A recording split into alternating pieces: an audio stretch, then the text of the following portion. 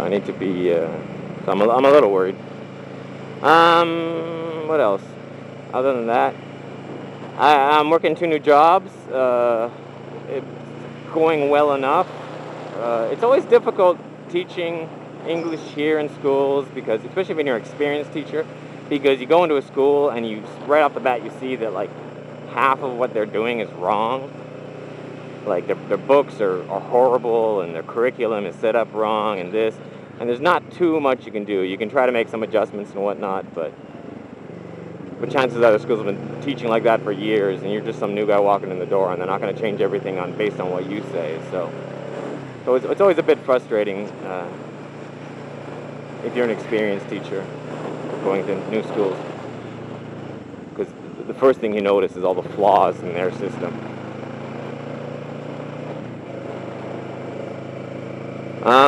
Yeah.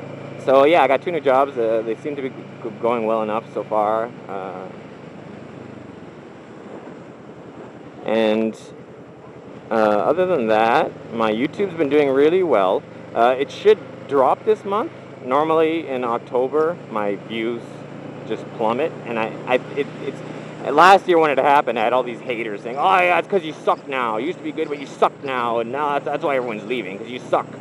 And it's like, no, it's actually just because winter, and at the beginning of winter, less people do searches for motorcycle videos because no one's buying motorcycles at the beginning of winter.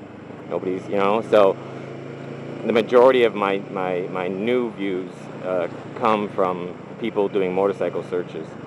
And with winter here, I'm going to get a lot less views outside of my regular subscribers. So yeah, so I'm kind of dreading that. I'm waiting to see. I'm waiting to see how hard it hits me, how much of a drop I get. Because just for the last little while, last month or so, like my YouTube income has been good. So it's just, and that's of course what's going to happen, right? Just when it starts to get good, it's gonna plummet, which is pretty much what happened last year. Last year, it just started to be okay. I can actually use this money for something instead of just helping to pay the bills. And then it plummeted, and I was like, that was depressing. But luckily, it's already built back up to where it used to be and surpassed that. So, yeah, now I just got to see how much it's going to drop for winter. Yeah, so YouTube's doing good, work's doing good. I don't know, my wife and I, it's still, I can quite literally just sum it up by saying that I'm in an abusive relationship. And because of the fact that I have a penis, that just means it's funny, right? When a man is in an abusive relationship with a woman, it's just funny. People just go, "Ah, your wife's abusive, ha, that's funny." Because you're a guy and you're supposed to therefore be able to handle yourself, or, If it was the exact opposite situation, if I was some cute girl and I was in an abusive relationship with my husband who abused me, then it's not funny at all. It's tragic, and she she needs help, and give her support and give her love, give her caring, and call the police and get a psychologist to her house. But just the fact that I have a penis, it's the fact that then my abusive relationship is just laughable instead of tragic. Yeah. But to some degree, I agree, because as a man, I have more choices, and as a man, I don't have to fear for my physical safety.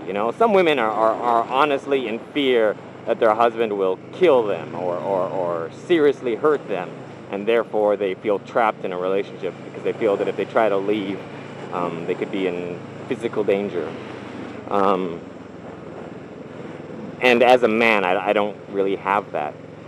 To some degree, I have it because I'm worried that if I just left or something, she would hurt my son, or she would figure out a way to get revenge on me otherwise. Like maybe, I don't know, trash my motorcycle or something.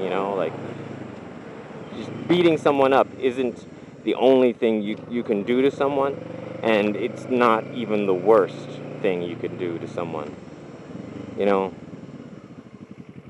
I sometimes I worry that if I just leave, then maybe, if I leave her, she will get worse because she will have a lot more stress because I won't be there to help. And if she gets worse, then who's she going to take it out on? It's not going to be me because I'm not there anymore. So who's left? Just my son, right? So you get so many people commenting, if your wife's so horrible, if your relationship's so horrible, why don't you just leave? And it's like, well, it's a bit more complicated than that.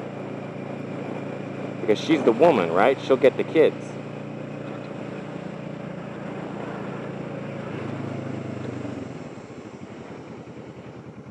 I was having a nice ride. Now I just bummed myself out. So yeah. So everything's going well other than that. But, you know, and it's not... I was going to say it's not as bad as you think, but it's complicated. It's not like she's abusive every day, because she isn't. It's just... And that's... in some ways that makes it worse, because if it was every day, then maybe I could, like, get used to it or build up a thick skin to it or something. But it's not every day. It's like once every 10 days or something like that, you know? It's once every 5 to 15 days she'll like flip out and verbally attack me and maybe break something and you know, and it's like it's regular, it's constant, but it's not every day. It's like, so I never really know when it's going to happen. Anyways, I'm talking too much about that. I don't want to bum everyone out. So yeah, and I know that if I just left her, it would get worse, and then my son would be with her, and so yeah. So in some senses, it's almost as if I have to stick around to take the abuse because otherwise, to save my son from it. But don't worry, I'm a big boy. I'll bounce back one of these days.